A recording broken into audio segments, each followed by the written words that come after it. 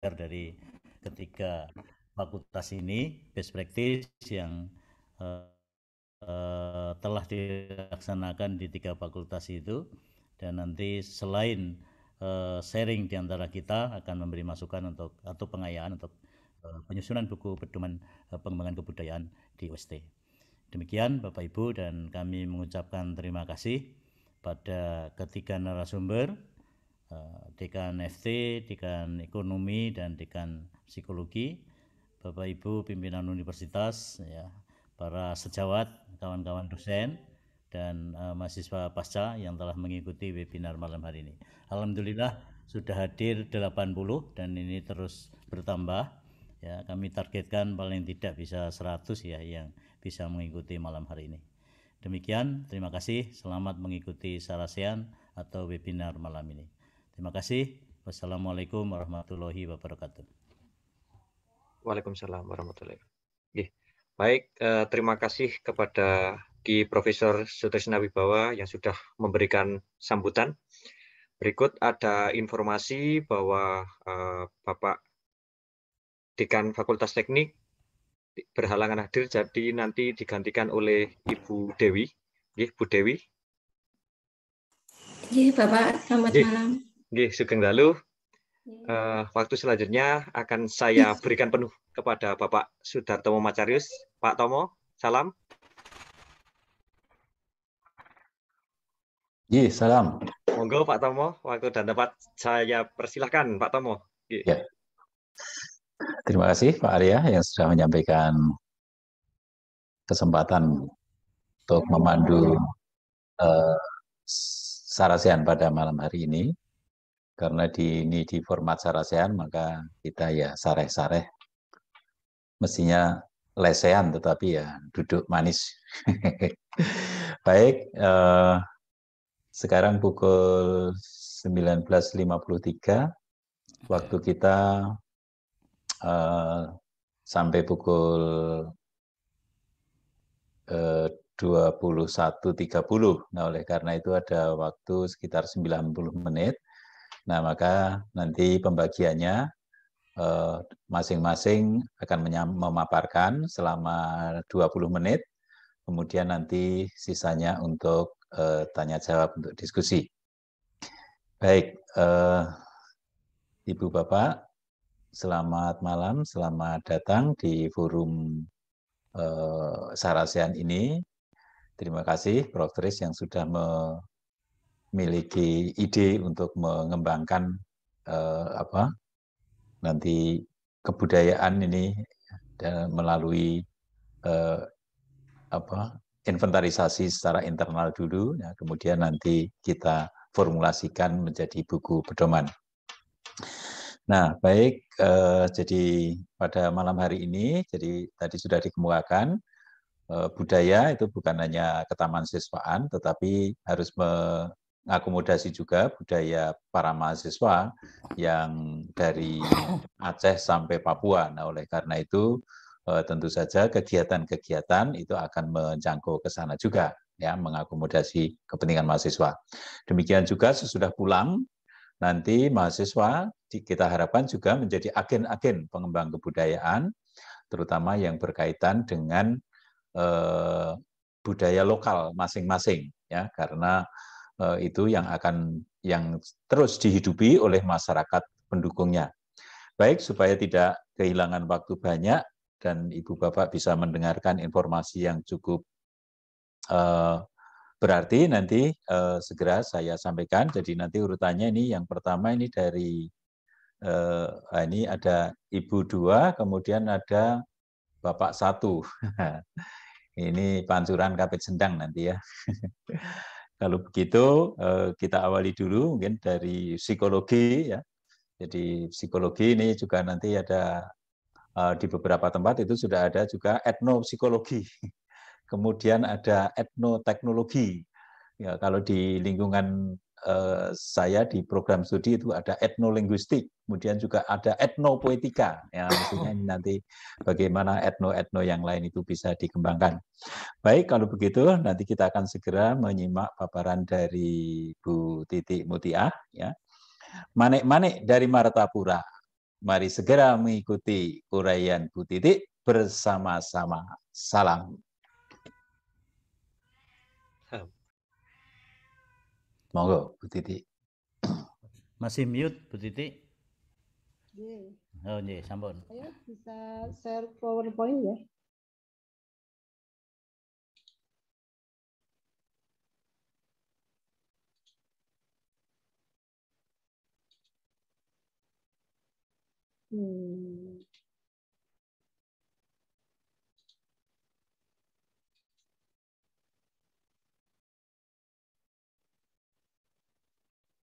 Sudah nampakkah?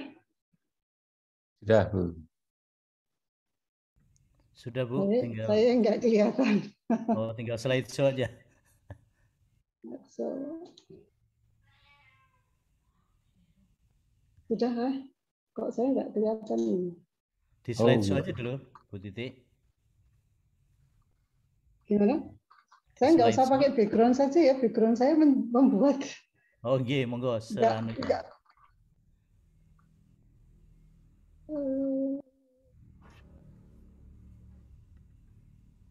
Saya sudah bisa melihat, saya kok tambah nggak kelihatan. Tetapi kelihatan kok Bu Titik. Belum? Sudah kelihatan. Sudah kelihatan, tapi saya nggak lihat. Oh iya ya. Oh bisa ya. Nggak tahu. Mungkin bisa diulangi Bu Titik. Di stop dulu, stop share kemudian terus share lagi ya, ya. Terus share ulang ya. Oke. Saya nggak usah pakai background saja ya? Ya, boleh, monggo.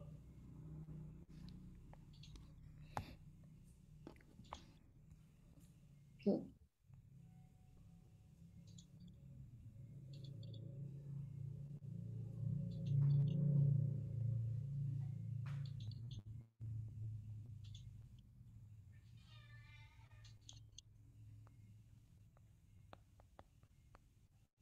Ini kembali saya nggak bisa lihat slide saya.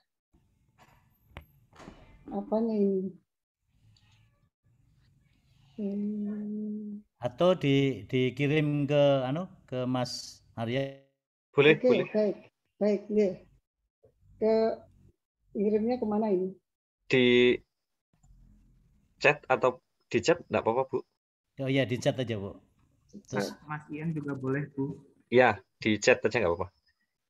Di chat terus Mas Ian ambil dari chat, Mas Ian. Atau Mas Ian juga nggak apa-apa yang menghubungi Bu Titik.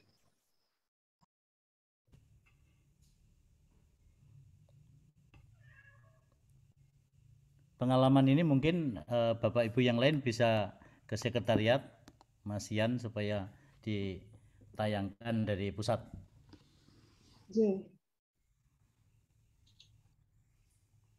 Dulu punya saya juga begitu, nggak bisa keluar. Ini saya kirimkan ke siapa ini? Ke Mas Ian, Bu Titik, yang menghubungi Ibu, nomor Mas Ian. Biar Mas Ian WA Ibu. Oke.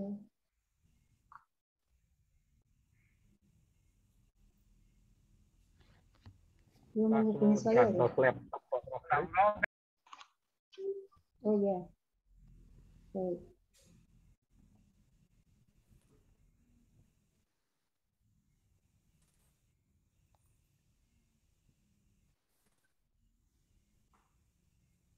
Sudah? Mas Ian bisa di-share, Mas Ian?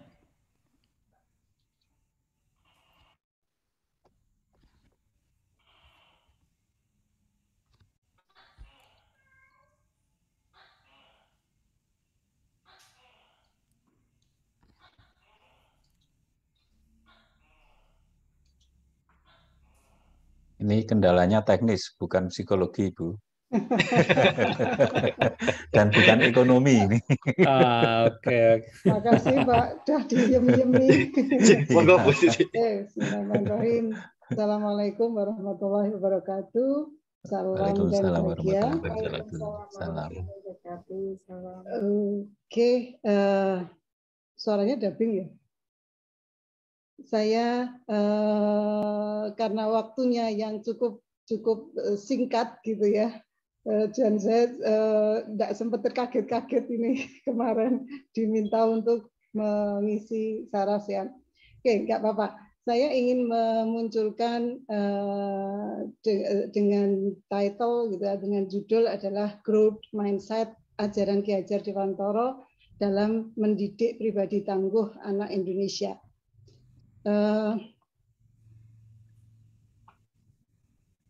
Saya mencoba membandingkan yang teori dari Carol D. Dweck ini tentang growth mindset, ada fixed mindset dan grow mindset, tapi yang terbaru adalah grow mindset ini. Saya coba bandingkan dengan Ki Hajar. Jadi Ki Hajar yang terlahir di 2 Mei 1889, kemudian Carol S. Dweck ini dia terlahir di 46 gitu ya. Kalau Ki Hajar kita kenal sampai sekarang dengan taman siswanya yang berdasarkan Pancadharma. Kemudian kalau Dweck ini bukan bandingannya sebenarnya, tapi saya ingin menunjukkan bahwa apa yang dikemukakan oleh Ki Hajar sebenarnya apa yang dikemukakan oleh Dweck ini sebenarnya sudah lama dikemukakan oleh Ki Hajar, gitu ya. Kemudian dia dari seorang profesor psikologi di University Stanford, gitu ya. Kalau Ki Hajar kita tahu semua. Kalau Dweck ini dia karya-karyanya lebih membahas tentang sifat psikologis pola pikir atau mindset, grow mindset, begitu. Kemudian kalau kita lihat perjalanan perjuangan gerakan dari Ki Hajar mulai dari beliau tahun 1908, kemudian 1912, kemudian 1920 itu membuat Sloso Kliwonan, dan ini adalah perjalanan perguruan nasional Taman Siswa yang sampai sekarang mau menginjak ke 1 abad, gitu ya. Kemudian 1945 kemerdekaan, dan 1922 ini Sloso Kliwonan sempat bubar gitu. Kemudian 1947 Taman Siswa memunculkan pasca kemerdekaan yang dipimpin oleh Ki Mangun-Sarkoro. Kemudian saya mencoba menggambarkan sistem pendidikan yang mempengaruhi konsep dan pemikiran KHD. Ada Ki Hajar memang berkoresponden, berdiskusi dengan ahli-ahli, gitu ya. Saya pikir Ki Hajar ini terlahir atau di masa-masanya Ki Hajar itu juga berbarengan juga dengan beberapa teori-teori psikologi, diantaranya Freud, Jung, kemudian Maslow dan sebagainya, gitu ya. Jadi semasa. Jadi kalau kita lihat dari Ki Hajar dengan Froebel, dia lebih mengetengahkan tentang permainannya, kemudian dengan Montessori tentang panca indera dan merdekanya, kemudian dengan Steiner itu lebih kepada musik atau iromo, gitu ya. Kemudian dengan Dalcroze tentang tari dan olah tubuh, kemudian dengan Rabindranath Tagore lebih pada seni dan alam. Tapi Ki Hajar dengan konsep pemikirannya dia mencoba memblend, gitu ya, memblend dari beberapa ahli tersebut, dari beberapa dari luar negeri, jadi mereka cukup dikenal juga seperti Montessori, Tagore, kemudian Froebel, gitu ya. Pendidikan Kepangeranan Istana Pakualaman dari kesenian dan budaya Jawa atau priari Jawanya, kemudian Ki Hajar mencoba untuk memunculkan lebih kepada konsep-konsep kerakyatan sebenarnya atau watak kepribadian dengan egalitariannya, kosmopolitanismenya, atau adaptif modernitas dan kemandiriannya. Kemudian permasalahan pendidikan anak di saat ini gitu ya, mungkin tidak semuanya, tapi yang saya mampu ungkapkan diantaranya adalah dunia pendidikan memasuki era disrupsi atau revolusi 4.0 bersamaan dengan pandemi Corona COVID ini yang sampai sekarang memang belum selesai gitu ya, berdampak sangat mempengaruhi perubahan-perubahan yang sangat mendasar dan fundamental di dunia pendidikan. Kemudian mau tidak mau masyarakat dipaksa melakukan sebuah lompatan paradigma gitu ya, proses pembelajaran yang praktis dan lebih fleksibel gitu, karena pemanfaatan teknologi informasi yang semakin canggih lah gitu. Kemudian fenomena ini menggeser kegiatan yang awalnya dilakukan secara klasikal atau offline berubah menjadi daring atau online, dan ini juga memiliki konsekuensi atau dampak baik buruknya, ada baik buruknya. Paradigma pendidikan dalam keluarga, karena keluarga ini adalah pendidikan yang utama dan pertama di dalam menanamkan nilai-nilai budi pekerti atau mindset sebenarnya yang ingin saya angkat di sini adalah lebih pada mindset. Terabaikan gitu ya. Apa yang diabaikan? Yang diabaikan adalah hak-hak anaknya. Dan ini cukup bergeser, telah bergeser dan mengabaikan hak-hak dari anak tersebut. Banyak permasalahan yang muncul dari bergesernya paradigma ini, banyak anak yang kemudian menjadi malas sekolah dan seterusnya gitu. Kemudian paradigma pendidikan yang hanya menekankan pada kognitif materialis gitu. Kalau kita lihat sekarang itu banyak sekali sekolah-sekolah yang swasta mengungguli sekolah-sekolah negeri gitu ya, dengan muatan yang luar biasa. Kemudian pendidikan hanya demi kenapa lebih ke kognitif materialis, karena pendidikan hanya demi meningkatkan derajat yang diharapkan dan mengakomodir dunia kerja nantinya gitu ya. Ini termasuk yang kognitif materialis. Kemudian tidak dilakukannya secara konsisten, bahwa alam keluarga tadi, kembali ke keluarga, tetap merupakan pusat pendidikan yang terpenting dan memberikan pendidikan budi pekerti, agama, dan laku sosial yang nanti akan sangat mempengaruhi mindset dari perkembangan mindset dari seorang anak gitu. Kemudian anak-anak ini hidup dan tumbuh sesuai dengan kodratnya sendiri. Pendidikan hanya dapat merawat, menuntun tumbuhnya kodrat ini. Kemudian ini diarahkan kepada kemandirian untuk mengatur proses belajarnya sendiri, dan akhirnya bisa mencapai merdeka belajar. Jadi kalau saya gambarkan di sini dengan simbolnya, kuat di akarnya dan bertumbuh di atasnya, gitu ya. Kemudian dari merdeka belajar ini yang sekarang menjadi konsep merdeka belajar dari Kementerian Kemendikbud, diantaranya bisa memunculkan komitmen mandiri dan reflektif gitu ya. Kemudian kalau coba saya bandingkan dengan growth mindset-nya dari Dow tadi, lebih ke drive, motivation, and achievement. Jadi I can get smarter. Jadi saya akan mendapatkan lebih smart gitu ya, lebih smart, lebih pandai gitu ya. Learning is my goal. Kemudian di sini juga effort makes me stronger. Jadi usaha-usaha itu membuatku lebih kuat. I spend more time and work harder. dan akhirnya bisa mencapai high achievement, jadi pencapaian yang tinggi gitu ya. Kemudian kalau saya coba bandingkan dengan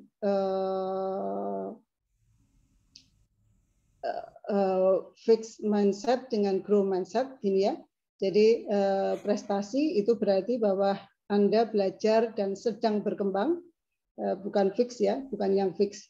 Kemudian pinter atau pandai berarti bahwa Anda berhasil menaklukkan tantangan dan membuat kemajuan.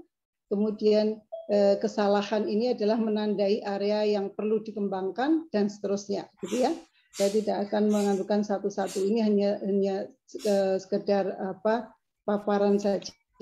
Kemudian kalau kita lihat growth mindset dan fixed mindset, jadi kalau kita lihat arahnya pendidikan sekarang itu sebenarnya lebih dekat ke fixed mindset, gitu ya. Padahal kita akan bawa ke growth mindset. Jadi growth mindset pun ini settingannya seperti ini. Growth mindset kalau saya template-nya, saya masukkan template-nya dari Ki Hajar. Jadi ada input, ada proses atau laku, ada output, gitu ya. Jadi inputnya adalah kodrat atau potensi bakat anak. Kemudian di sini standarnya Ki Hajar membedakan menjadi 3, yaitu masa kanak-kanak 1 hingga 7 tahun, masa pertumbuhan jiwa dan pikiran, dan masa terbentuknya budi pekerti dan kesadaran sosial. Jadi ini beda-beda, agak beda-beda gitu ya. Jadi kodrat potensi pada kanak-kanak, pada anak yang usia 7 hingga 14, 14 hingga 21 itu akan berbeda-beda. Di psikologis demikian. Kemudian modal budaya atau adat istiadat. Jadi inputnya itu sebenarnya Indonesia sangat kaya dengan budaya dan adat istiadat yang sebenarnya ini di Taman Siswa atau khususnya di psikologi kita mencoba menggali etno yang ada di Indonesia ini. Kebetulan mahasiswa kita juga beragam dari seluruh Indonesia. Kemudian ada juga modal sosial. Nah, kemudian proses atau lakunya ini berada di Triloka atau Ingtut, kemudian Trimong, Momong, Among, dan Ngemong, gitu ya. Jadi sesuai dengan tadi usianya. Kemudian kalau Momong itu lebih pada kanak-kanak, kalau Among itu lebih pada masa pertumbuhan jiwa dan pikiran tadi. Tapi kalau Ngemong itu lebih pada remaja ke atas, gitu ya. Kemudian Tripusat, pendidikan ada di keluarga yang utama, kemudian karena ini yang akan membentuk mindset, kemudian di sekolah atau di perguruan dan di lingkungan masyarakat. Kemudian ada Tringo, ada Trien, ada Trikon, gitu ya. Bapak Ibu sudah memahami semua, saya pikir. Nah, ini adalah proses, gitu ya, proses. Kalau ini dijalankan dengan baik dan benar, gitu ya, kira-kira outputnya nanti akan menjadi pribadi atau anak yang tetap mantep antep, kemudian ngantep, kendel, dandel, dan kandel, dan neng ning nung nak, gitu ya. Ini outputnya. Tapi kalau kita coba kita kembangkan lagi ajaran Ki Hajar, grow mindset-nya ajaran Ki Hajar Dewantoro ini dalam mendidik pribadi tangguh anak Indonesia. Selain 3 tadi, yang input, proses, dan output tadi, ada outcome lagi. Outcome-nya ini adalah lebih pada pribadi yang tangguh atau lebih dari Habemayu Hayuning Sariro, Habemayu Hayuning Bongso, dan Mayu Hayuning Bawono. Jadi baik mempercantik atau memuliakan dirinya, mampu memuliakan dirinya, mampu memuliakan bangsanya, dan mampu memuliakan dunia, Bawono dunia. Gitu ya. Jadi Ki Hajar sebenarnya lebih canggih lagi kalau kita bandingkan dengan growth mindset-nya tadi dari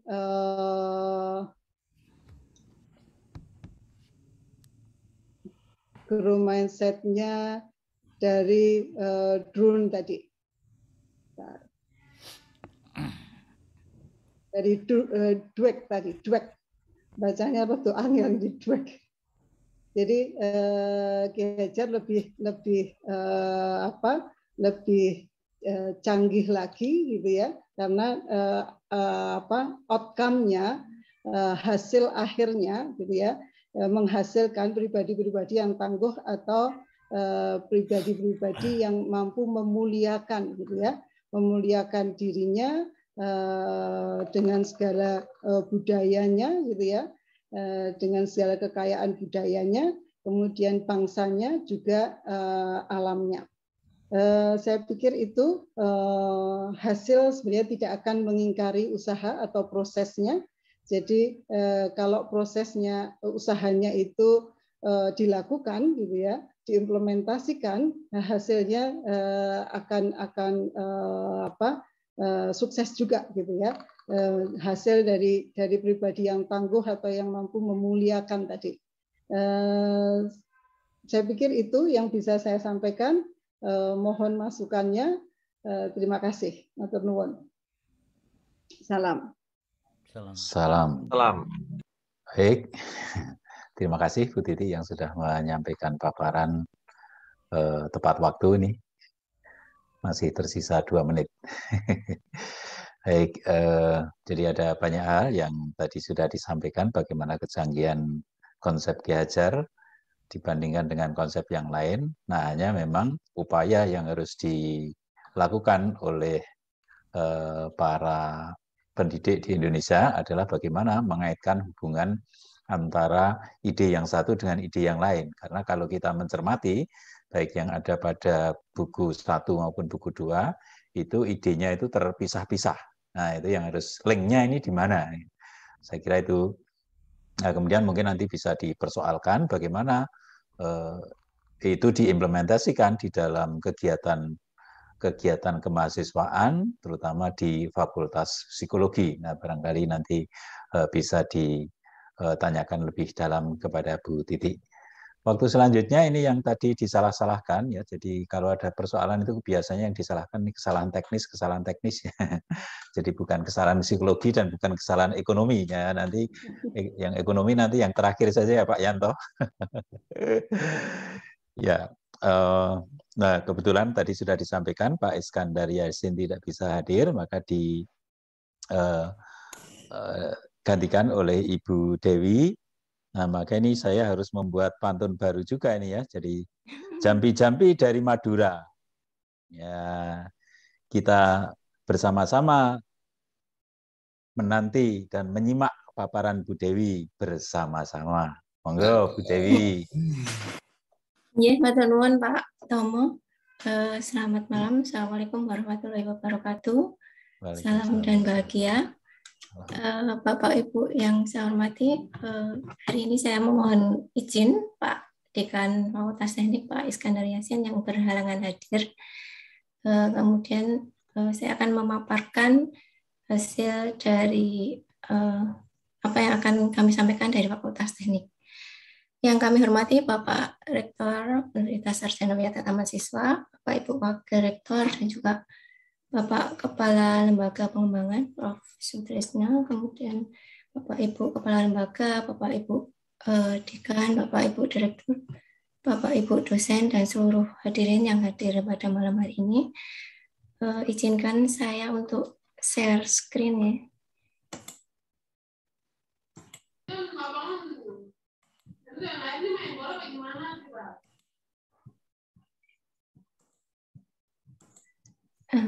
Apakah sudah terlihat, Bapak?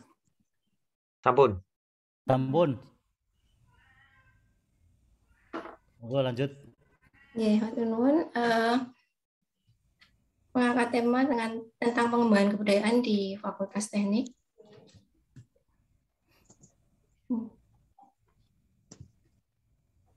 Sesuai dengan latar belakang kenapa kami mengangkat tema tentang kebudayaan di Fakultas Teknik, itu di latar belakang yang pertama oleh pendidikan dan kebudayaan itu merupakan satu hal yang saling keterkaitan. Jadi pendidikan itu selalu berubah sesuai dengan perkembangan kebudayaan, karena pendidikan itu merupakan proses transfer nilai-nilai kebudayaan. Kemudian kebudayaan juga menjadi cermin bagi bangsa, membuat perbedaan sistem isi dan pendidikan pengajaran sekaligus menjadi cermin tingkat pendidikan dan kebudayaan. Pendidikan dan kebudayaan saling terkait, yaitu dengan pendidikan bisa membentuk manusia atau insan yang berbudaya. Dan dengan budaya pula bisa menuntun manusia untuk hidup yang sesuai dengan aturan atau norma yang menjadi pedoman dalam menjalani kehidupan. Jadi apabila kita ingin membangun kembali masyarakat Indonesia dari krisis globalisasi yang saat ini kita hadapi, maka tugas tersebut adalah menjadi tugas pembangunan kebudayaan kita. Kemudian adanya dengan catur dharma perguruan tinggi yang ada di UST, salah satunya adalah dengan pengembangan kebudayaan. Jadi selain pendidikan, kemudian penelitian dan pengabdian masyarakat, salah satu yang keempat adalah pengembangan kebudayaan.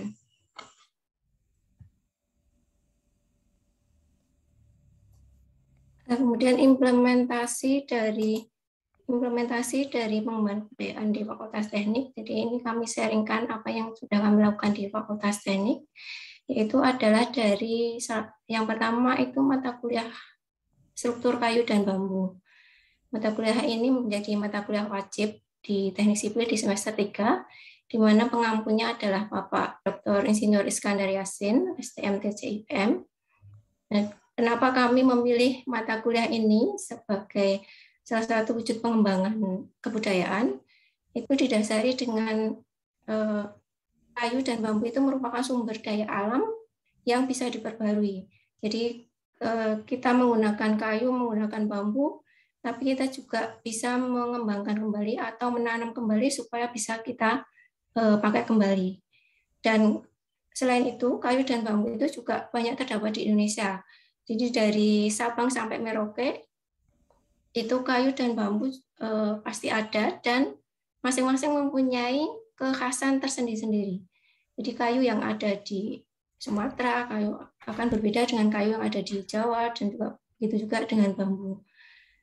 Kemudian berpotensi sebagai bahan bangunan.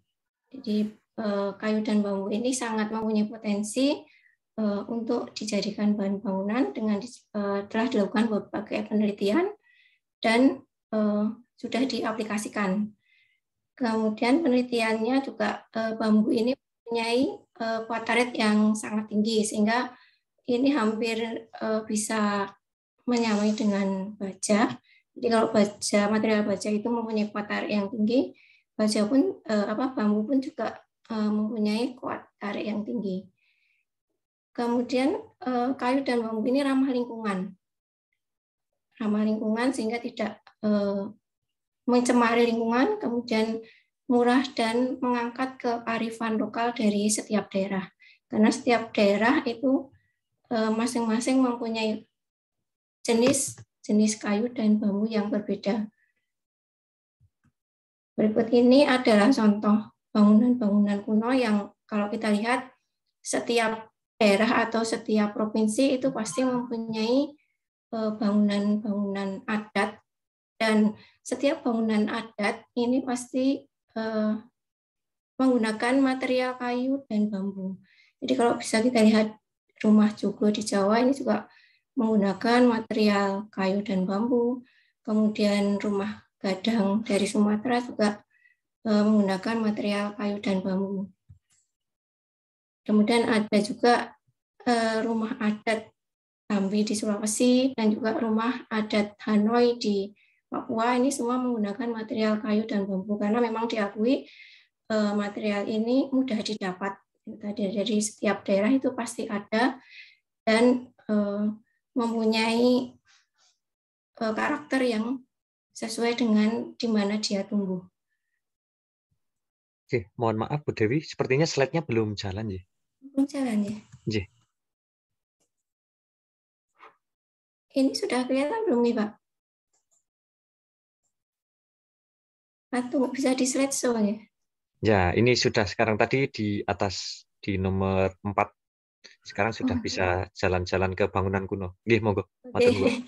Jadi mohon maaf, ini saya ulangi untuk bangunan-bangunan kuno ini yang ada di beberapa daerah di seluruh Nusantara ini pasti ada dan menggunakan material dari kayu dan bambu, sehingga kami berkewajiban atau kami ingin bahwa generasi muda atau para mahasiswa itu bisa melestarikan bangunan-bangunan ini melalui mata kuliah struktur kayu dan bambu, supaya budaya yang ada di daerah masing-masing itu tidak cepat pudar. Ini meskipun bangunan kuno menggunakan kayu dan bambu, namun di era modern pun juga ada bangunan-bangunan yang menggunakan bambu, dan ini tentu sudah lebih lebih artistik ya, penampilannya juga lebih artistik. Beberapa penelitian yang sudah dilakukan juga di FT itu tentang material kayu dan bambu. Itu ada ini pengaruh lamina bambu terhadap lentur, alisir, balok, laminasi lengkung.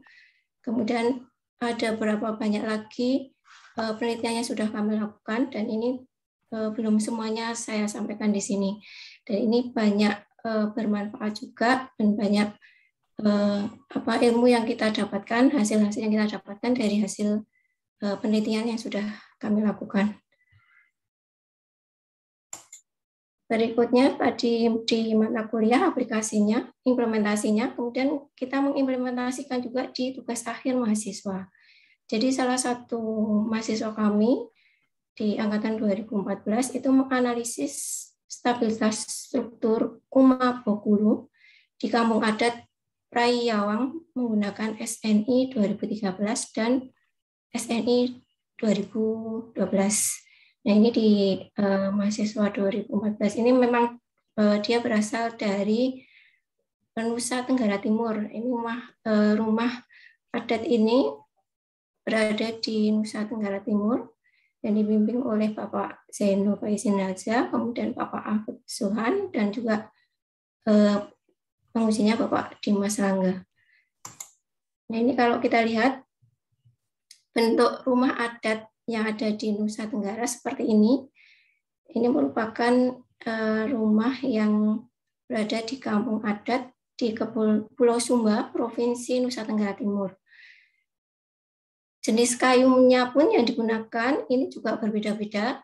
Jadi ada 3 jenis kayu yang digunakan, karena pada dasarnya strukturnya juga dibagi menjadi 3 jenis, yaitu struktur bawah, struktur tengah, dan struktur atas. Sehingga ini mahasiswa berinisiatif untuk melakukan penelitian bagaimana jika bangunan ini dianalisis menggunakan software dan menggunakan SNI yang sedang berlangsung atau SNI yang terbaru. Karena alasannya adalah di Pulau Sumba ini atau di Nusa Tenggara Timur itu kan daerah rawan gempa. Dan tidak hanya di Nusa Tenggara Timur, sebenarnya di seluruh wilayah Indonesia kecuali Kalimantan itu juga kan kita lihat merupakan daerah yang rawan gempa, sehingga ini mencoba dianalisis menggunakan SNI struktur tahan gempa. Meskipun pada zaman dahulu mungkin mereka membangun belum menggunakan SNI ya, Ibu. Jadi bangunan-bangunan kuno itu belum ada yang didesain menggunakan SNI. Tapi pada kenyataannya hasil yang diperoleh, nah ini hasil analisis menggunakan software. Jadi ini setelah kita mahasiswa memasukkan ke dalam software SAP 2000, kemudian diperoleh gambar pemodelan strukturnya seperti ini. Jadi dengan menggunakan data-data yang tidak mudah juga diperoleh karena materialnya adalah material khas daerah Nusa Tenggara Timur, mahasiswa mampu menganalisis meskipun tidak sama persis dengan aslinya, tapi mendekati sesuai dengan aslinya. Dan Dan hasil analisis menunjukkan bahwa rumah adat ini, struktur rumah adat Uma Bokulu ini ternyata cukup memenuhi persyaratan sesuai dengan ketentuan SNI. Jadi SNI-nya SNI gempa dan juga SNI pembebanan yang terbaru. Jadi terbukti dari elemen kolom, balok, dan atapnya ini masih memenuhi persyaratan.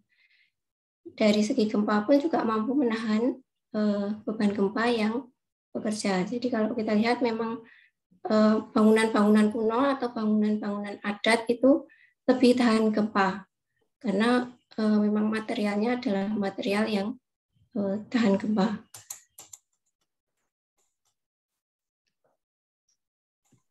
Kemudian implementasi yang lain yaitu penelitian dan pengabdian masyarakat sistem irigasi otomatis di lahan kering Gunung Kidul. Jadi Fakultas Teknik UST pada tahun 2021 berhasil memperoleh hibah matching fund sebesar 500 juta dari Kemendikbud melalui Kedereka. Jadi Kedereka yang menghubungkan antara akademisi dengan pihak industri. Jadi mitranya yang kita gandeng adalah PT TCI, Transformasi Citra Infrastruktur, kemudian ada perguruan tingginya UNY, Janabadra, dan Politeknik LPP. Kegiatan yang dilakukan yaitu sistem irigasi otomatis di lahan kering di Tepus Gunung Kidul. Jadi sistem irigasi ini menggunakan tenaga surya sehingga ramah lingkungan dan mudah diaplikasikan oleh masyarakat. Nah, ini harapannya nanti hasil dari penelitian dan pengabdian ini bisa diaplikasikan dan bisa dimanfaatkan oleh warga masyarakat yang berada di Gunung Kidul. Dan selama ini kita tahu bahwa di Gunung Kidul itu penanaman atau masa tanamnya hanya setahun sekali pada saat musim hujan. Nah, harapannya dengan kegiatan ini nanti mereka akan bisa menanam atau bertani sepanjang tahun. Nah, untuk percontohannya adalah kita sudah menanam pohon kurma. Pohon kurma, kenapa dipilih pohon kurma? Karena dari segi nilai ekonominya. Nilai ekonominya tinggi sehingga diharapkan nanti bisa mengangkat perekonomian masyarakat di Gunung Kidul.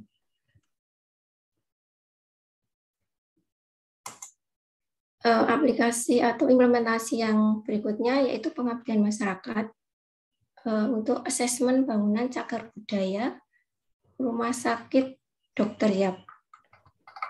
Jadi Rumah Sakit Dr. Yap ini termasuk salah satu rumah sakit bangunan cagar budaya yang kalau saya baca sejarahnya itu dibangun pada tahun 2022 oleh Dr. Yap Hong Chun. Nah, ini beliau salah satu dokter mata yang mendirikan rumah sakit Dr. Yap ini, dan kemudian sampai tahun 2023 ini baru dioperasionalkan. Jadi dioperasionalkan tahun 2023. Jadi kalau sampai sekarang sudah hampir 100 tahun, rumah sakit Dr. Yap ini. Sehingga ini perlu dilakukan assessment atau pemeriksaan kelayakan dari struktur bangunan. Apakah struktur bangunan ini masih layak untuk difungsikan, kemudian apakah masih aman untuk difungsikan sebagai rumah sakit.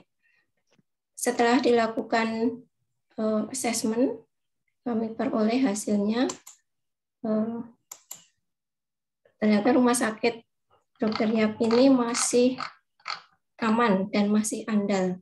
Jadi dari segi arsitektur, dari segi struktur, dari segi utilitas, dari segi aksesibilitas, dari segi tata bangunan dan lingkungan itu masih dalam keadaan andal. Ini adalah salah satu bentuk pengembangan kebudayaan kami di bangunan cagar budaya dalam rangka melestarikan bangunan bersejarah.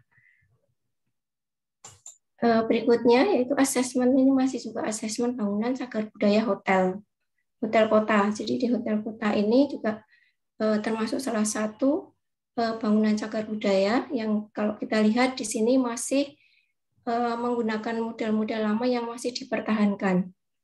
Jadi tidak merubah keramiknya, tidak merubah pintu-pintunya, jadi semua masih dalam keadaan yang aslinya. Dan ini karena merupakan fasilitas umum, perlu kita lakukan assessment untuk mengetahui apakah bangunan-bangunan ini masih layak untuk difungsikan. Dan hasilnya juga dari segi arsitektur, dari segi struktur, dari segi utilitas, dari segi aksesibilitas, kemudian tata bangunan dan lingkungan itu masih dalam tingkat keandalan atau masih dalam tingkat yang andal, masih bisa difungsikan sesuai dengan pemanfaatannya.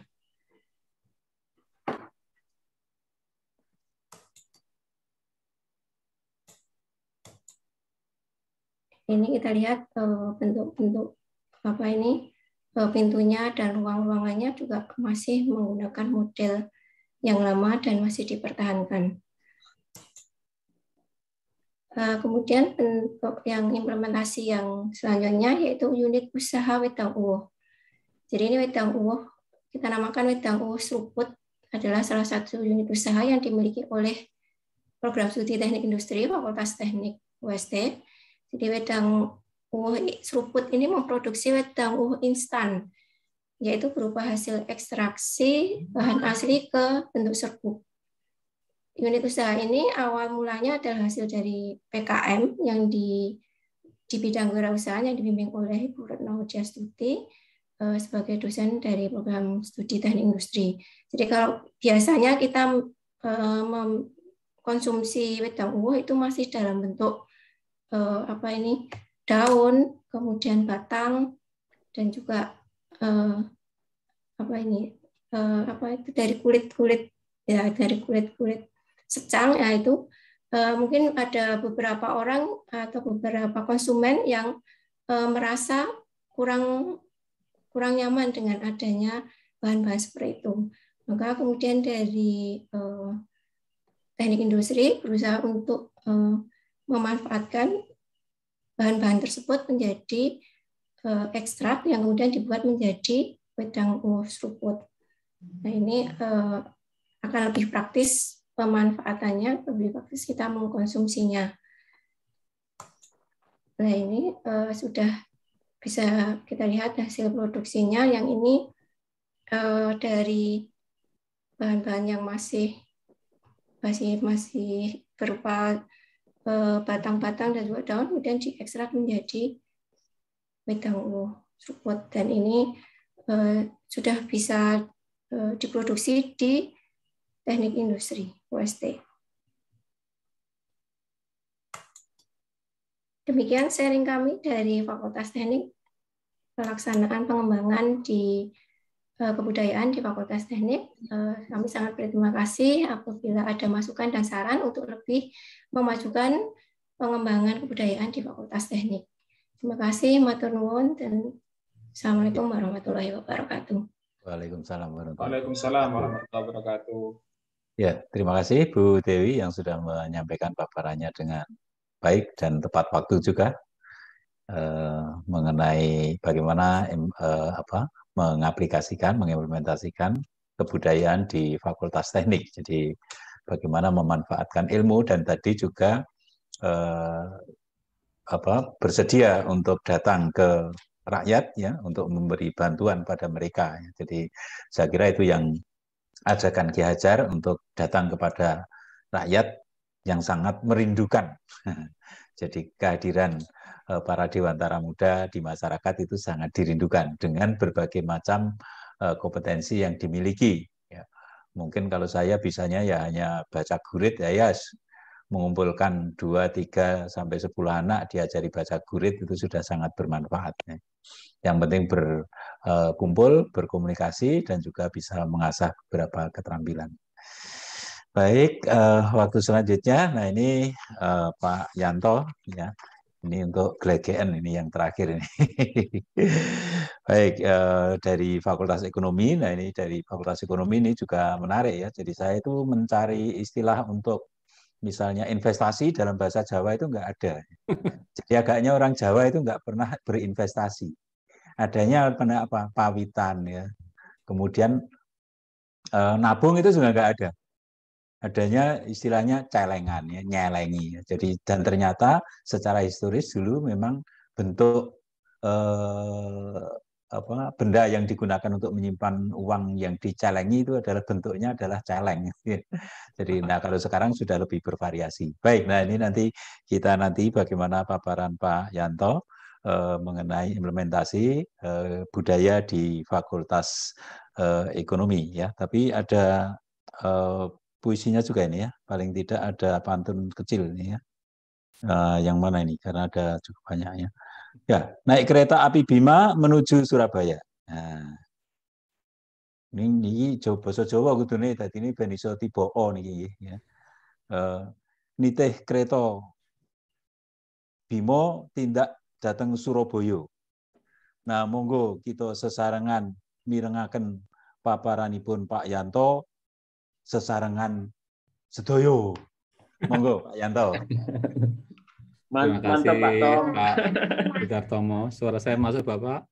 Masuk, Pak Dian. Oke, saya akan mencoba share screen, nggih. Share screen. Ini saya dapat jatah yang terakhir. Kalau materi saya tidak menarik, saya yakin Bapak Ibu semua bablas, nggih. Ditinggal tidur saya. Tadi paparan dari psikologi sangat bagus, paparan dari teknik sangat bagus. Nah, ini paparan dari Fakultas Ekonomi tentang implementasi ajaran Ki Hajar Dewantara di Fakultas Ekonomi.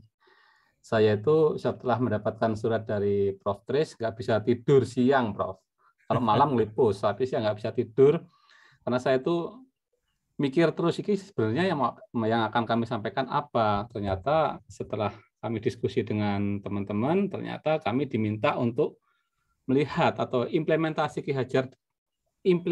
ajaran Ki Hajar Dewantara di Fakultas Ekonomi itu seperti apa gitu. Itu yang kami tangkap bersama. Yang saya hormati Bapak Rektor atau yang mewakili Bapak Ibu Wakil Rektor. Tadi saya lihat ada Bu Yuyun, Pak Imam, Kepala Lembaga Pengembangan Ki Prof. Sutrisno Wibowo, Bapak Ibu Dekan, Kepala Lembaga. Tadi ada Bu Ati, ada Bu Yuli, dan Bapak Ibu dosen yang berbahagia, serta Bapak Ibu dosen yang tidak dapat saya sebutkan satu persatu. Nanti kalau saya nyebutkan satu-satu, 20 menit habis. Assalamualaikum warahmatullahi wabarakatuh. Waalaikumsalam. Tadi Prof. Tris sudah ngendika tentang ide dan aktivitas itu adalah bagian dari budaya gitu nggih. Berbicara tentang taman siswa itu kalau yang ngendikan itu pangandikan itu Prof. Supriyoko atau Ki Priyodwiharso, insya Allah semua orang mantuk-mantuk gitu ya. Tapi kalau yang bicara saya, ya orang nggak percaya gitu. Itu kalau bicara taman siswa. Nah, untung setelah kita pelajari, ternyata saya tidak diminta untuk belajar, untuk berbicara atau menyampaikan tentang taman siswa, tetapi implementasi ajaran Ki Hajar di Fakultas Ekonomi. Kalau yang berbicara mungkin kayak Pak Arya gitu ya, wah ini Bu Wiwi, Bu Yuli itu yang dosen-dosen ketamasiswaan, nah itu semua orang percaya. Kalau saya dari TK sampai S3 itu tidak pernah kuliah belajar di taman siswa. Saya hanya terkontaminasi di taman siswa karena saya 14 tahun ya, 14 tahun ada di UST dan UST itu bagian dari taman siswa. Nah, saya juga tidak perlu berkecil hati nggih, karena penghargaan yang diterima oleh Ki Hajar atau taman siswa dari pemerintah pada tanggal 6 September 1977 yang menjadikan Tuturi Handayani ditetapkan menjadi lambang Departemen Pendidikan, kala itu Departemen Pendidikan dan Kebudayaan, itu membuat hati saya agak lego. Kenapa agak lego? Karena sepertiga dari trilogi kepemimpinan itu sudah ada di hati saya itu sejak saya SD, gitu ya. Apa itu? Yaitu Tuturi Handayani, gitu ya. Adapun ing ngarsa suntulodo, ing madya mangunkarsa itu tidak saya dapatkan karena di situ hanya tuturi handayani gitu ya. Setidak-tidaknya itu saya dapat sepertiga dari trilogi kepemimpinan. Nggih. Sepertiga itu ya sepertiga dosis dari trilogi kepemimpinan. Seperti kemarin ketika kita di booster itu kan hanya setengah atau sepertiga. Nah, ini sepertiga dari trilogi kepemimpinan saya dapatkan lewat tuturi handayani. Berarti saya tidak perlu berkecil hati gitu nggih. Nah, mengenai implementasi ajaran Ki Hajar Dewantara di Fakultas Ekonomi, ini kami mencoba berdiskusi nggih dengan teman-teman seperti apa sih sebenarnya implementasi ajaran Ki Hajar di Fakultas Ekonomi. Jangan-jangan Fakultas Ekonomi itu belum mengimplementasikan gitu ya. Jangan-jangan cuman bicara ngalor ngidul tetapi tidak pernah mengimplementasikan ajaran Ki Hajar Dewantara. Jangan-jangan gitu nih. Nah, ketika kita lihat visi fakultas, visi universitas yaitu menjadi universitas yang unggul dan berkarakter di tingkat Asia Tenggara dalam memuliakan dan mencerdaskan kehidupan bangsa berdasarkan ajaran taman siswa di tahun 2025. Itu kalau kita turunkan di Fakultas Ekonomi, hampir sama. Menjadi Fakultas Ekonomi yang unggul dalam memuliakan dan mencerdaskan kehidupan bangsa melalui catur dharma berdasarkan ajaran taman siswa di Asia Tenggara pada tahun 2025. Yang membedakan di sini adalah catur dharma. Karena kami di fakultas, otomatis kami akan berusaha mengimplementasikan ajaran Ki Hajar Dewantara melalui catur dharma yang ada di Fakultas Ekonomi. Jadi kemarin saya itu diskusi dengan Pak Rizal, Pak Sony, Pak Eko, itu bolak-balik sebenarnya itu Prof. Tris itu menghendaki apa sih dari Fakultas Ekonomi? Ternyata yang kami cermati yang adalah implementasinya. Nah, karena implementasinya saya agak ini Prof, agak lego. Kenapa? Karena saya tidak diminta untuk berbicara tentang taman siswa, tetapi implementasinya. Kalau taman siswanya habis saya, ada Bu Yuli langsung habis saya. Apalagi nanti ada Prof. Priyoko, Pak Priyo. Nah, untungnya kok yang diminta adalah implementasinya. Nah, ajaran Ki Hajar Dewantara di Fakultas Ekonomi itu kita ajarkan melalui taman siswa, baik itu di kelas maupun di luar kelas. Ketamasiswaan itu diimplementasikan ke dalam kegiatan catur dharma, pelayanan akademik, good faculty governance, dan kepemimpinan. Itu yang kami terapkan di Fakultas Ekonomi. Nah, nasionalisme ekonomi itu diwujudkan dengan mengarahkan pada kemerdekaan masyarakat Indonesia secara ekonomi. Adapun ekonomi kerakyatan diwujudkan dengan mengedepankan kesejahteraan rakyat melalui kewirausahaan, entrepreneur, yaitu baik itu usaha mikro, kecil maupun menengah. Itu yang kami laksanakan di Fakultas Ekonomi. Nah, implementasinya gimana? Dari Lawan Sastra Ngesti Mulya dengan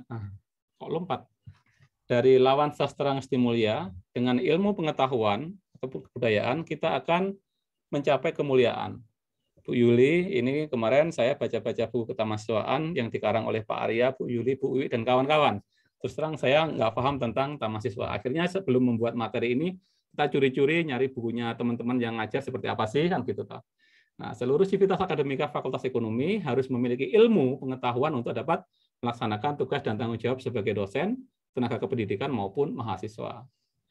Dengan bebas dari segala ikatan dan suci hati berhamba kepada sang anak, penghambaan kepada sang anak atau mahasiswa pada hakikatnya adalah penghambaan pada diri sendiri. Jadi menghamba kepada anak itu pada hakikatnya adalah menghamba pada diri kita sendiri. Sungguh pun pengorbanan kita itu kita tujukan kepada mahasiswa, tetapi yang memerintahkan adalah diri kita. Jadi tidak ada unsur keterpaksaan. Nah, kegiatan catur dharma di Fakultas Ekonomi seperti apa toh? Di Fakultas Ekonomi dilaksanakan dengan dievaluasi setiap saat dengan tujuan pengembangan soft skill dan hard skill. Dengan demikian agar dapat menghasilkan lulusan yang terbaik, maka pengembangan dosen dan tenaga kependidikan juga harus terus membaik. Nah, implementasi ajaran Ki Hajar Dewantara dari sisi pendidikan, dari Trijuang atau Tri Tantangan, berusaha mengatasi hambatan dan tantangan yang menghadang demi memajukan, memerdekakan, serta mensejahterakan bangsa Indonesia. Memberantas kebodohan melalui capaian pembelajaran per mata kuliah, mengatasi kemiskinan dengan mengajarkan kewirausahaan, mengatasi ketertinggalan dengan literasi teknologi dan informasi. Sekarang zamannya teknologi, untuk mengatasi ketertinggalan kita tidak bisa lepas dari literasi teknologi dan informasi. Sekarang zamannya ke sana. Kalau zamannya kita dulu semuanya masih manual. Zaman saya kuliah itu mencari referensi itu harus nongkrong di perpustakaan gitu ya. Kalau sekarang tidak perlu. Itu zamannya teknologi informasi.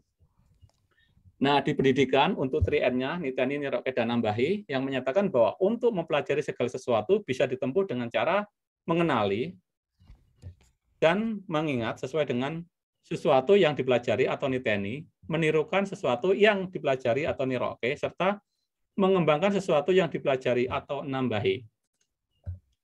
Nah, dari pendidikan tadi, niteni atau memperhatikan atau mengamati dengan cermat proses pembelajaran dalam kelas maupun luar kelas yang meliputi seluruh pembelajaran dan proses kreativitas mahasiswa.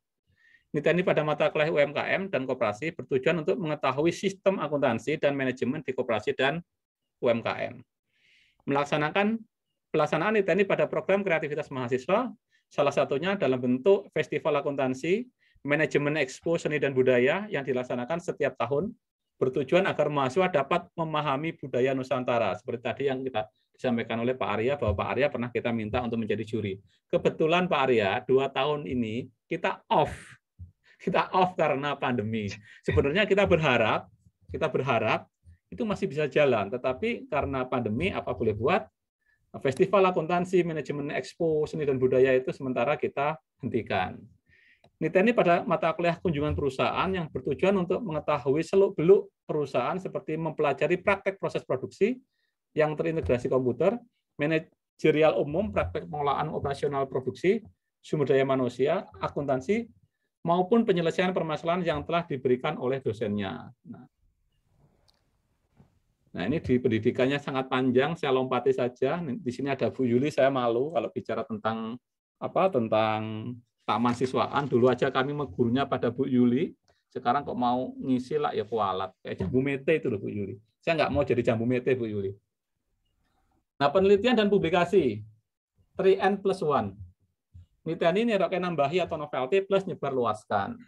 Nah, di Fakultas Ekonomi, dosen itu kita tuntut untuk meneliti, penelitian dosen dan mahasiswa itu otomatis harus dipublikasikan gitu nggih. Harus penelitian dosen dan mahasiswa harus dipublikasikan. Demikian juga dengan tugas akhir mahasiswa. Jadi di Fakultas Ekonomi kami mewajibkan, sebenarnya ini aturan dikti ya, aturan dikti yang diturunkan oleh yang diadopsi oleh universitas diturunkan ke fakultas. Nah, publikasi itu juga kami wajibkan untuk tugas akhir mahasiswa. Mahasiswa Fakultas Ekonomi, baik itu MM, akuntansi maupun manajemen, kalau belum publikasi, belum publish di luar, itu tidak bakal pernah bisa ujian skripsi ataupun ujian tesis. Gitu ya. Nah, setidak-tidaknya kalau belum bisa publish, minimal itu sudah bisa mendapatkan LOA. Dengan demikian, mahasiswa boleh mengikuti ujian pendadaran. Nah, dampak dari publikasi dan penelitian tadi itu mempunyai efek yang sangat-sangat luar biasa. Hasilnya dari Scientific Index tahun 2022, ilmuwan teratas, 3 dosen Fakultas Ekonomi itu masuk ke 5.000 besar. Masuk ke 5.000 dan 5 dosen Fakultas Ekonomi itu masuk 10.000. Itu dampak dari kita sering publikasi gitu ya. Publikasi dosen dengan dosen, ataupun publikasi dosen dengan mahasiswa. Nah, dengan kita menuntut mahasiswa mempublikasikan hasil skripsinya, itu secara tidak langsung Fakultas Ekonomi, baik dari Prodi Manajemen, Akuntansi, ataupun MM, itu sudah ikut membesarkan universitas. Ikut membesarkan universitas karena karyanya dibaca oleh orang lain, karyanya disitasi oleh orang lain. Dengan demikian, zamannya digital ini otomatis itu sudah suatu cara bagi kami untuk membantu universitas untuk mempromosikan Fakultas Ekonomi. Karena ego kami ya, ego kami ketika saya berbicara atas nama fakultas, saya selalu bilang ketika universitas disebut, seharusnya yang moncer, yang melejit itu adalah nama Fakultas Ekonomi. Ketika saya di akuntansi, seharusnya ketika universitas disebut, itu yang keluar adalah prodi akuntansi. Ketika saya di manajemen, ketika kita ngobrol, diskusi, itu ya rapat dan lain-lain, seharusnya ketika nama universitas disebut, itu yang keluar adalah nama manajemen. Begitu menyebut nama UST, itu manajemen. Itulah. Harapan kami seperti itu. Demikian ketika kita diskusi dengan MM, begitu disebut UST, seharusnya yang keluar adalah nama MM. Nah, dengan demikian kita memberikan semangat kepada dosen-dosen dan karyawan supaya kita itu yuk berlomba-lomba dalam hal kebaikan. Itu ya. Nah, ini implementasi ajaran Ki Hajar Dewantara melalui penelitian dan publikasi. Nah, publikasi mahasiswa kami di tahun 2000, mahasiswa kami yang lulus di tahun 2020 dan 2021 kemarin ya, itu publikasinya ada 1 di internasional, Sinta 2 itu ada 6, Sinta 3 itu ada 7, Sinta 4 itu ada 114, Sinta 5 itu ada 98, dan ISSN itu ada 114. Jadi total publikasi mahasiswa kami 339. Dengan demikian, mahasiswa Fakultas Ekonomi sudah menyumbang untuk mempromosikan universitas. Nah, kemarin kita rapat bersama-sama, rapat pimpinan, di situ juga ada Pak Imam, Bu Yuli, Prof. Tris, Bu, dan semuanya. Di situ kemarin kita diberi kesempatan untuk memperpanjang ujian skripsi gitu nggih. Publikasi. Nah, jadi kita diberi kesempatan Januari Februari itu untuk genjot agar mahasiswa kita bisa lulus sehingga rasio dosen mahasiswa di tiap-tiap prodi itu membaik. Nah, kalau nggak salah berakhirnya kapan? Berakhirnya tanggal 18 Februari besok. Nah, kebetulan di Fakultas Ekonomi pendaftaran itu sudah ditutup tadi per tanggal 14. Nah, seluruh mahasiswa kami yang akan ikut pendaftaran untuk perpanjangan selama 14 minggu ini ada 111 mahasiswa. Itu semua dinyatakan bisa ikut pendaftaran dan semua sudah mendapatkan LOA dan ada yang sudah terbit. Kalau nggak salah yang sudah terbit di jurnal itu sekitar 20-an lebih. Selebihnya mendapatkan LOA. Ada LOA di Sinta 4, Sinta 3, Sinta, kalau Sinta 2 yang sekarang belum kelihatan, Sinta 5. Nah, dengan demikian kami berusaha untuk bisa taat asas gitu ya, taat asas apa yang sudah ditentukan oleh Dikti, kemudian diwajibkan oleh universitas, kami berusaha taat asas bahwa semua mahasiswa di Fakultas Ekonomi, baik itu MM, manajemen maupun akuntansi, ketika dia akan ujian pendadaran, mereka harus sudah bisa menunjukkan bahwa sudah publish di jurnal ataupun minimal sudah mendapatkan LOA. Nah, untuk filosofi Ki Hajar tentang pengabdian kepada masyarakat, oper bebek mateng saka awake dewek. Nah, kalau saya ngomong kayak gini, ini oper bebek mateng saka awake dewek. Nek orang ngapak ora kepenak gitu ya. Nah, gitu. Nah, ini kita berusaha bagaimana caranya agar kita itu bisa hidup mandiri gitu ya, berdiri di atas kaki sendiri, sebuah motivasi untuk melangkah maju dengan usaha dan kerja keras kita sendiri. Nah, usaha ini mendidik mahasiswa untuk menuju kemandirian sehingga mahasiswa diharapkan hidup di atas kaki sendiri atau jiwa kemandirian. Jadi kita di Fakultas Ekonomi itu menuntut mahasiswa untuk mandiri. Mandiri. Itu berangkat dari apa? Berangkat dari keterbatasan. Keterbatasan SDM yang ada di Fakultas Ekonomi itu harapan kami tidak mensurutkan semangat kami untuk bisa melayani mahasiswa seoptimal mungkin. Harapan kami dengan adanya keterbatasan itu akan muncul ide-ide baru, kreativitas baru sehingga kita bisa melayani mahasiswa atau menghamba kepada sang anak tadi dengan lebih bagus. Nah, ini untuk layanan akademik yang ada di Fakultas Ekonomi menggunakan filosofi oper bebek mateng saka awake dewek tadi. Bahwa filosofi yang berarti mandiri, ya, berarti mandiri. Nah, mahasiswa di Fakultas Ekonomi itu semua dituntut mandiri. Ketika mahasiswa selain mandiri urusan akademik, juga diminta mandiri untuk urusan non-akademik. Jadi, Prof. Tris, kami di Fakultas Ekonomi, mahasiswa itu kami tuntut untuk semuanya mandiri. Prasmanan gitu ya. Mereka mau mengajukan aktif kuliah, mereka membuat surat sendiri, tapi aplikasi sudah kita siapkan. Mau ngisian data kelulusan sendiri, dispensasi ujian sendiri, pengajuan surat magang sendiri, surat izin KKP sendiri, surat izin penelitian, dan lain-lain semuanya sendiri. Yang membuatkan bukan TU, semuanya dilakukan oleh mahasiswa. tugas dari tata usaha adalah memberikan layanan prima saat memvalidasi semua dokumen yang diajukan oleh mahasiswa. Jadi teman-teman kami yang ada di TU itu hanya memvalidasi, tidak kemudian membuatkan surat, setelah membuatkan surat meminta tanda tangan kepada minta paraf kepada wakil dekan, kemudian minta tanda tangan kepada dekan, itu semua sudah kami hapus. Kami hapus mungkin sudah 3 tahun atau 4 tahun yang lalu. Jadi di Fakultas Ekonomi semuanya harus mandiri, harus benar-benar oper bebek matang saka awake dewek tadi. Demikian juga bagi dosen juga kita tuntut untuk ke sana. Untuk mandiri. Jadi kalau kami harus melayani dosen yang hal-hal yang teknis, kami nggak punya waktu untuk ke sana karena SDM kami sangat-sangat terbatas. Nah, ini contoh layanan mandiri kami di Fakultas Ekonomi. Jadi ketika kami ujian juga sama. Ini di bawah ini menunya sangat banyak, Prof. Jadi menu-menu ini kami sajikan untuk dinikmati oleh mahasiswa dan dinikmati oleh dosen. Ya. Ketika kita ujian pendadaran, saat ini juga kita langsung bisa mengeluarkan nilai, dan nilai itu langsung sampai ke TU. Jadi kami meskipun online, kami bisa ujian, bisa memberikan nilai real time tanpa harus scan tanda tangan, tanpa harus itu semua. Dan dengan demikian kami bisa memberikan laporan ke BAA itu tepat waktu. Jadi ketika BAA minta tanggal 18, besok harus semua berkas masuk ke BAA, kami berjanji, insya Allah semua mahasiswa kami yang akan diuji besok tanggal berapa itu, 16-17 kalau nggak salah, itu otomatis berkas akan kami kirimkan ke BAA pada waktu yang sudah ditentukan. Nah, untuk implementasi pada Good Faculty Governance untuk tripantangan merupakan pantangan atau larangan untuk menyalahgunakan kekuasaan.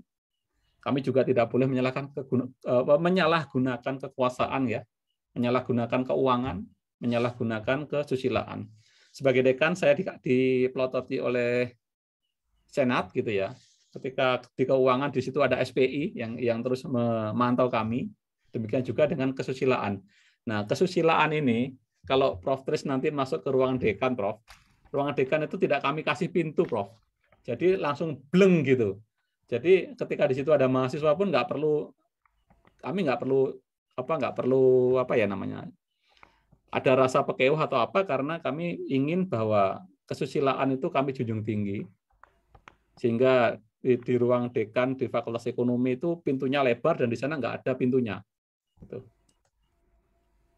Nah, untuk nang ning nung nang, nah ini sangat panjang, nanti kalau saya cerita nanti saya masih ditertawakan Bu Yuli gitu ya. Nah, implementasi dari budaya ning nung nang dalam pemecahan masalah dan pengolahan antara dosen, kegiatan perwalian mahasiswa untuk memperbaiki prestasi. Jadi tujuan utama kita semuanya itu adalah untuk memperbaiki prestasi. Munculnya sikap reflektif dalam pengembangan diri di antara pamong dan mahasiswa sehingga konflik dapat dipecahkan dan mengarahkan bersama-sama menuju prestasi. Harapan kita akreditasinya bagus, tingkat kelulusan bagus, rata-rata IPK juga bagus, dan tentunya alumni kami juga diserap oleh industri dalam jangka waktu yang tidak terlalu lama dan mendapatkan gaji yang sesuai. Itu harapan kami. Nah, ini Good Faculty Governance-nya untuk rata-rata rata-rata lulusan kami untuk akuntansi itu 3 tahun, ya ada yang 4 tahun ada ya. Tapi saya yakin lulusan ini masih masuk kategori tepat waktu. Demikian juga dengan manajemen dan MM. Nah, untuk ing arsa sung tulodo, ing madya mangunkarsa dan tuturi handayani, tadi sudah saya sampaikan di awal bahwa pada prinsipnya saya mendapatkan sepertiga dari trilogi kepemimpinan Ki Hajar Dewantara karena adanya tuturi handayani itu, Prof. Penutup, dengan mengimplementasi ajaran Ki Hajar Dewantara, Fakultas Ekonomi telah bertumbuh dan berkontribusi mengembangkan pendidikan khususnya di bidang ekonomi demi memajukan Fakultas Ekonomi. Fakultas Ekonomi juga menjaga mutu lulusan melalui perbaikan kurikulum secara konsisten, membuat ikon mata kuliah sebagai kekuatan menuju fakultas yang lebih kompetitif, menghasilkan mahasiswa kompeten, dan selalu melakukan inovasi kerjasama di bidang sumber daya manusia dengan lulusan yang semakin baik terserap di dunia kerja di tingkat lokal maupun internasional, serta memiliki skill kewirausahaan, baik itu di industri mikro, kecil, maupun menengah. Nah, demikian dari paparan dari Fakultas Ekonomi. Apabila banyak kekurangan dan kesalahan, kami mohon maaf. Semoga paparan tadi tidak meninabobokan Bapak Ibu semua. Salam dan bahagia. Salam.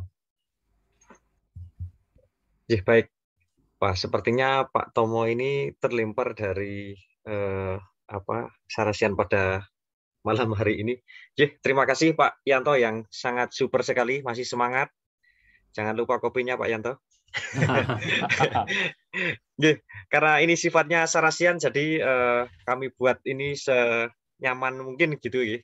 Oke. Berikut adalah sesi tanya jawab. Masih ada sekitar 20 menit untuk sesi tanya jawab. Monggo dipersilakan bagi Bapak Ibu yang ingin bertanya atau ingin menambahi atau ingin memberikan masukan, bahkan mungkin nanti untuk memberikan pemahaman baru, dipersilahkan.